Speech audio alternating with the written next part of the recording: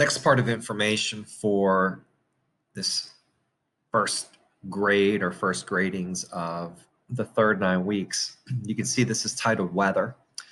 There's a lot that goes with this section. So I have obviously this information. We're going to talk about some things, but I also have some pictures that go along with this as well. Not just the one that's here, but as you flip through here, I have some additional things that we'll make reference to. So I'm going to keep clicking back and forth in the slideshow to show you the different pictures and stuff that kind of go along with these concepts. So let's get started then. Air pressure. The atmosphere exerts a force on the surface, Earth's surface, that's equal to the weight above it. Again, I always tell the kids that our atmosphere is kind of like a blanket.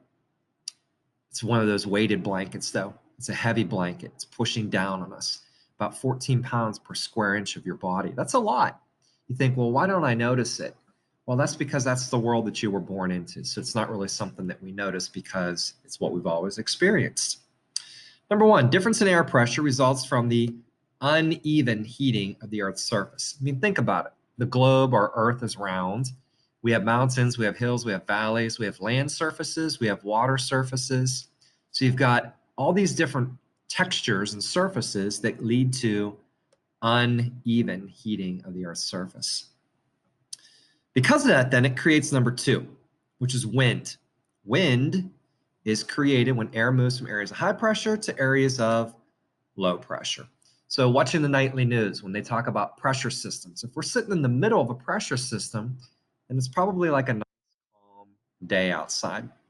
If we're at the edge of like a high pressure changing to low pressure or low to high, that's when it gets super windy outside or can have breezes and things like that. Number three, large-scale differences in air pressure creates global wind systems. And that's one of the pictures that we're going to look at below here. So let's look at these global wind systems then. They exist at certain degree latitudes. So the picture I'm going to show you on the other page, you're going to see these things existing at these certain degree latitudes. So for instance, letter A, the wind system that's near the equator is actually called the doldrums, D-O-L-D-R-U-M-S. And like if I click through here, they're the ones that exist basically around the equator. And that's not a huge picture, but I can make a little bit bigger for you here. But that's the doldrums, okay? All right, the second major wind system then, from 15 degrees to 30 degrees, is called the trade winds. They're called that because the early sailing vessels, they used this to get from basically Europe over to North and South America. So they were called the trade routes or the trade winds. From 30 to 60 degrees, these are the ones that actually affect us here in the Western Pennsylvania area. These are called the prevailing westerlies. And again, I'll show you the spelling of these on the other page. And letter D then, the ones that are above there are the polar easterlies. So let me click to that picture. So here we got prevailing westerlies, got the trade winds from 15 to 30, and then the polar easterlies. And they're the same, they're just the opposite direction in the southern hemisphere below the equator. So trade winds again, prevailing westerlies, polar easterlies. But again, they exist between certain degree latitude. All right, number 5 then. Up in the stratosphere is a very special high wind speed. It's called the jet stream, J-E-T-S-T-R-E-A-M. It's a narrow band of fast-moving, high-altitude air that affects storms, storm development. So the reason we have big wind systems, storm systems, even potentially up to tornadoes and things like that, the jet stream has a big influence on those types of things. All right, pressure systems. There's pictures of, no, there's not pictures of the pressure systems, sorry. Low pressure, it's a region in the atmosphere where air pressure is lower than the surrounding space. Low pressure tends to draw air down through a column. And again, this is what could possibly cause tornadoes, is extreme low pressure. This inward flow of air causes air in the center of the low to rise, expand, then cool, and it results in clouds. You get cloud formation and obviously precipitation.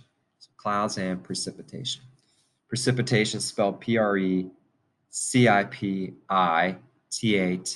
precipitation. That's just the opposite for high pressure. It's a region in the troposphere where air pressure is higher than the surrounding region. So instead of flowing upward through the center or the rise, you get just the opposite. So number 4 kind of goes with number 3. This outward flow of air sinks in the center. So in high pressure, it sinks in the center. You get very little cloud formation, and the result is you get clear skies. All right, now a very important concept on the Earth, and it kind of goes along with this picture, is due to the fact that the Earth spins on its axis. Because of the Earth spinning on its axis, what that creates is storm systems that always spin certain directions. So this concept, number 5, is called the Coriolis effect. You can see how it's spelled here, Coriolis effect. So basically, it's the apparent deflection of air and wind to the right in the northern hemisphere. So the reason our tornadoes always spin counterclockwise, hurricanes and things like that in the northern hemisphere, is because of the Coriolis effect. So it does have a great effect on Earth's storm patterns. All right, another important concept with this section deals with air masses and fronts, storm fronts, and that's the last set of picture that's on here. So number 1 is just air mass. Air masses are large volumes of air that have uniform in moisture and temperature throughout, and they take on the characteristics of the area over which it forms. So if you have an air mass that forms over water, the characteristic of it is it's probably going to be moist. It's going to hold moisture. If you have an air mass that forms over the Arctic Circle, then it's probably going to be a very cold air mass because it's forming over the Arctic. If you have an air mass that's forming over, the equator out in the middle of the ocean, that's probably going to be a warm air mass that's very moist because it's going to draw that moisture off of the water. Well, these air masses, they move around and eventually they collide. And those collision boundaries is number 2. They're the different types of fronts. So the A, B, C, D. So I can show you pictures of the different ones then. So cold fronts. Cold front is when a cold air mass kind of invades a warm. So it's heading to the right and it pushes it up violently. And here you get cumulus clouds, cumulonimbus clouds, heavy rain, heavy snow, things of that nature. Sorry, that was our school bells that you just heard. Warm fronts are just the opposite. Here, the warm air is what invades the cold. That's why it's called a warm front. It's more of a gentle push. It kind of nudges the cold air out. It's not as violent of collision. So you get different types of weather, different types of clouds. Here you get stratus clouds, nimbostratus clouds, light rain, light snow. The one that's kind of similar to warm are stationary fronts. Stationary front is when like a cold air mass is kind of heading towards a warm air mass, and the two of them kind of collide and one doesn't push out the other. It's a very gentle nudging.